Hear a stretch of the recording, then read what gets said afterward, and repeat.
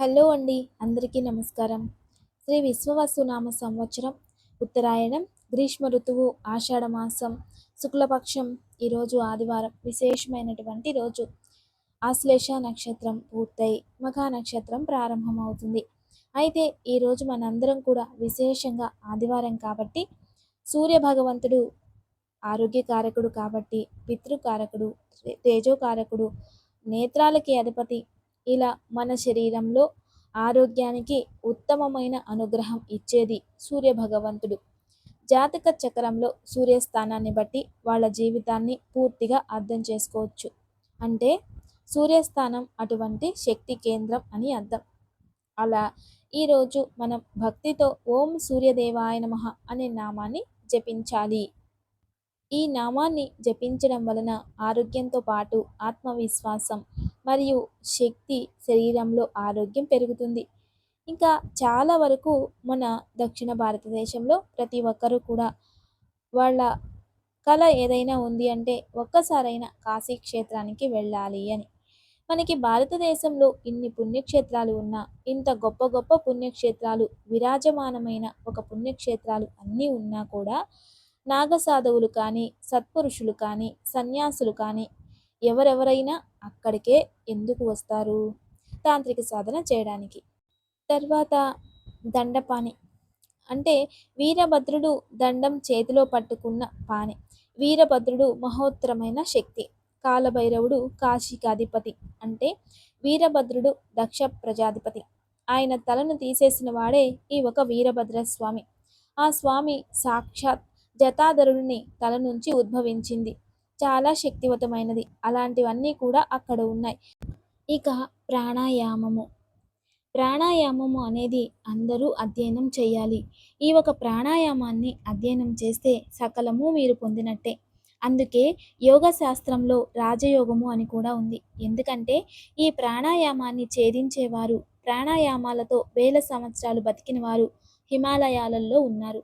కేవలం ప్రాణాయామంతోనే అలా మన ఆరోగ్యం అభివృద్ధి చేసుకోవచ్చు, మన ఇష్టార్థాలు సిద్ధించుకోవచ్చు. ఏ దేవతలు కావాలా ఆ దేవతా దర్శనం జరిగేది కూడా ఈ ప్రాణాయామం ద్వారానే. అందుకే ప్రతి ఒక్కరూ కూడా ప్రతిరోజు ఉదయం సాయంత్రం 5 నిమిషాలైనా ప్రాణాయామం చేస్తూ ఉండండి. మీరు ఎంత ప్రశాంతంగా, ఎంత పీస్ఫుల్గా ఉంటారో.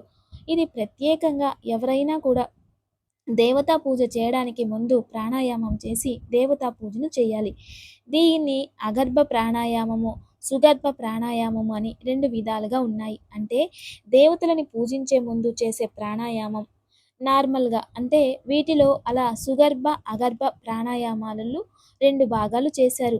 అదే విధానంగా ఎవరైతే మన ఇంట్లో పూజ చేయడానికి మాకు సమయం లేదు, 1 నిమిషమైనా సమయం లేదంటే అటువంటి వారు 1 నిమిషమన్నా రోజు ప్రాణాయామం చేస్తూ ఉంటే, సకల దేవతలని ఆరాధిస్తూ ఉంటే ఏ ఎనర్జీ అయితే వస్తుందో ప్రకృతిలో ఆ ఎనర్జీ ఆ శరీరానికి ప్రాణాయామం ద్వారా వస్తుంది. ప్రాణాయామానికి అంత గొప్ప శక్తి ఉంది అని అర్థం. ఇక దివ్య పూజ. రేపు సోమవారం, చాలా విశేషమైనటువంటి రోజు. మీకు ఎక్కడైనా దొరికితే తెల్ల తామర పుష్పాలు దొరుకుతాయి. ఇప్పుడు ఈ సీజన్లో వైట్ లోటస్ దొరుకుతుంది.